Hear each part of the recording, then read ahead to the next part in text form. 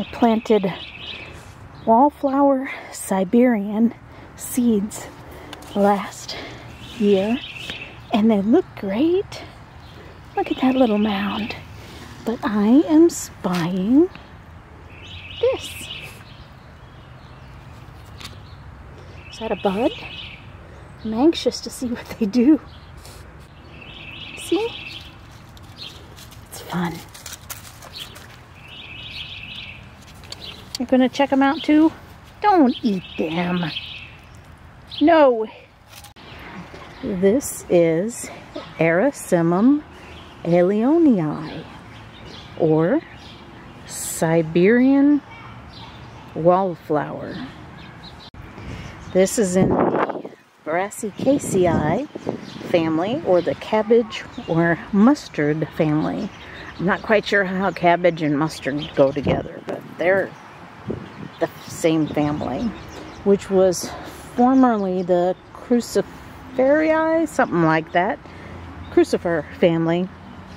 Not no more. I have never grown or seen or even heard of a wallflower before. And yet there are many species of them. That is the second scientific name, and which is lowercase. The first one of Erysimum stays the same, but the second name of this one, being allionii, that changes. There's a ton of varieties of it, and maybe one day I want to look at trying to grow another variety, because I kind of like it.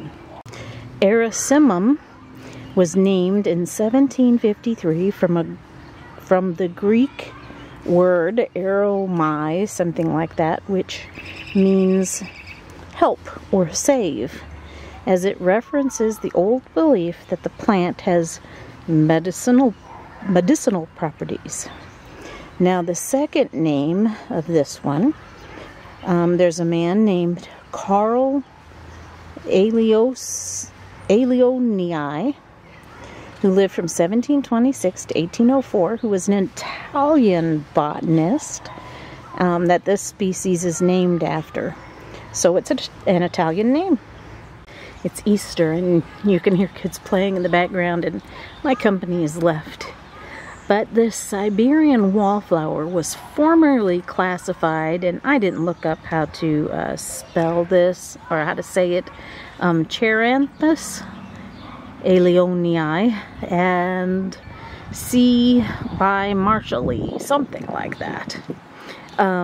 So Cheiranthus is Latin for hand flower, referring to this fragrant flower's use in small bunches of flowers. I have to tell you, it is fragrant. That is definitely so. So I learned some new words. A little bunch of flowers, like I would call it a bouquet. So a little bouquet, and these are little flowers. You can see if I back out that they're kind of little. That a little bunch of flowers was formerly called a nosegays. Nosegays, I guess, because it's so fragrant and you smell it and it makes you gay and happy. Nosegays. But it was also known as a tussie. Now I kind of like that word better. A tussie is an old English word, or a tussie-mussy is a small bunch of flowers wrapped in moss.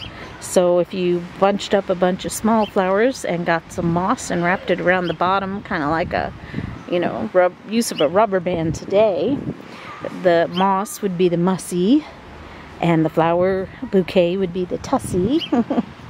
Tussie-mussy. And it came from a rhyme in the 1400s. So this kind of is a first indication about how old this flower is. And the name Cheiranthus can also have possibly come from the Greek word chair, which means hand. Again, going to a bunch of flowers in the hand. I kind of like it. I like tussie-mussy. So this is a perennial but it is short-lived in colder climates. I'm not sure if I'm in a colder climate or not, so it's often treated as a biennial. So I want to remember that, and I'm going to let my flowers go to seed just in case they're not as hardy.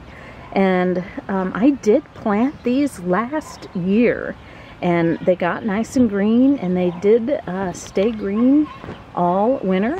The little tuft here began getting much taller this year. I'm sure I'm going to get many more buds, many more flowers.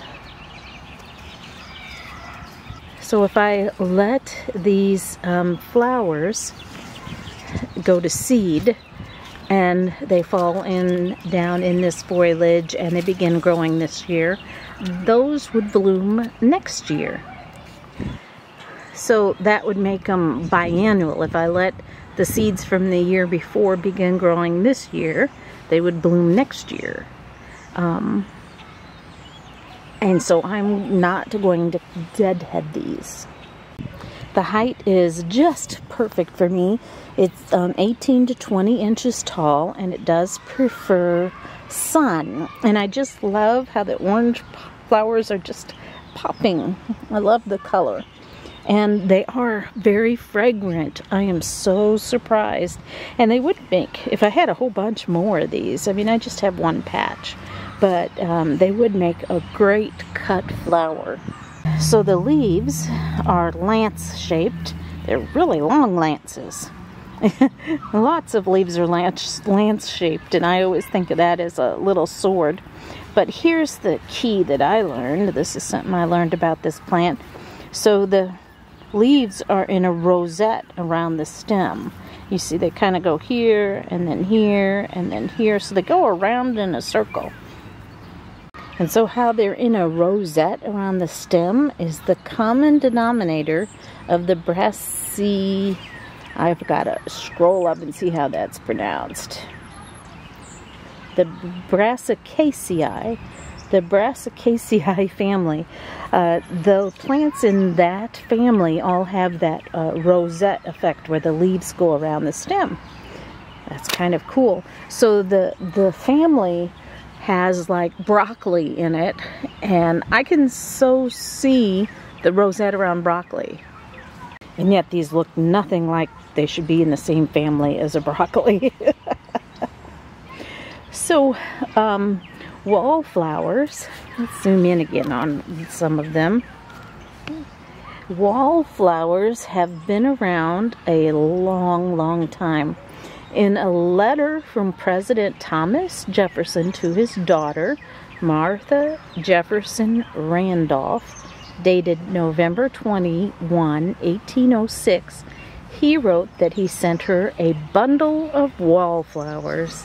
Isn't that sweet for a father to send a daughter a bundle of wallflowers? I just think that that's so adorable. And this is a quote from the Piermont Morgan Library. "What are you doing, Miss Tizzy? Get out of my flowers. Miss Tizzy." In another letter that Thomas Jefferson wrote to Bernard McMahon in Philadelphia on January 6, 1807, long after the first one, he wrote to order wallflower seed. Now I'm putting a link on the website to where you can read all of this letter, and you can look at all of the flowers that Thomas Jefferson wrote. It's part of the Thomas Jefferson Papers at the Library of Congress. That's pretty fun. So it's been around a very long time. I read another legend that wallflower is a symbol of faith in adversity. I love that idea. Faith in adversity. The Scottish legend is that a beautiful maiden who was imprisoned in a castle fell to her death from a lofty turret. She was reborn as a wallflower. Now, I don't really believe in being reborn, but it's a fun fantasy story. Girlfriend, what are you doing in Mama's flowers? What are you doing in Mama's flowers? Don't eat them. They're not good for you. Of course, the way I know of the word wallflower is as a person who at a dance stands against the wall because they're too shy, introverted, or with so much social anxiety that they can't dance and they can't muster up any social confidence to ask somebody else out to dance. And it seems the meaning of the word dates back at least 1820, so I think I would be a wallflower. Do you think I would be a wallflower, Miss Tizzy? Yes? So I'm looking really close at the flower, and I see it has only 4 petals. They're so small and delicate, and it looks like right there at the tippy top is where we're going to get some more blooms. So they're blooming. This one, you see, came out lower, and then the next one's going to come out of here. So it's going to continue blooming on up. I'm anxious to see what these do in the next couple days. I may come back out here with my camera again. This is a couple days later from my video, and you can see it's really coming out. Lots more blooms. This is going to be absolutely beautiful when we get more blooms in even. April 4th, and just a few days after I recorded, I think this is in bloom enough to share. Oh, look, a fly. There's a bit of shadow from the pole on it, but you can see how lovely.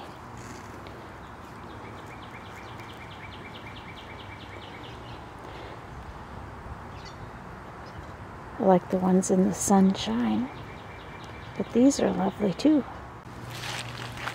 And we need a little bit of smell-o-vision because I'm standing up and I can smell these. They definitely are sweet. Just a bit of happy in my garden.